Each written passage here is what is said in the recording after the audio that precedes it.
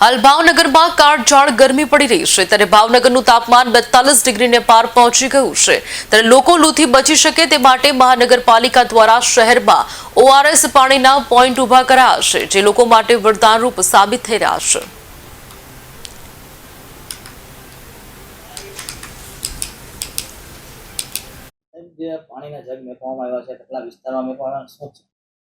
આપ જાણો છો તેમ હાલ ઉનાળાની ઋતુ શરૂ છે જેમાં શહેરમાં તાપમાન હવે ઘણું ઊંચું રહેતું હોય છે। આથી જે ઉનાળાની ઋતુમાં જ્યારે ઊંચું તાપમાન રહેતું હોય ત્યારે રાજ્ય સરકારશ્રી દ્વારા જે ખાસ સૂચના આપવામાં આવેલી છે તે અનુસાર હીટવેવમાં શહેરીજનોને રાહત મળી રહે, હીટવેવનો શિકાર ન બને અને આ ઉનાળાની ગરમીમાં તેઓના સ્વાસ્થ્ય પર વિપરીત અસર ન થાય તે હેતુથી ભાવનગર મહાનગરપાલિકા દ્વારા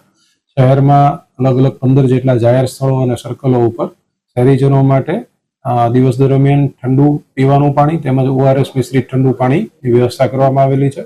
જેથી શહેરના જે આ વિસ્તારમાં પસાર થતા શહેરીજનો તેનો લાભ લઈ અને પોતાના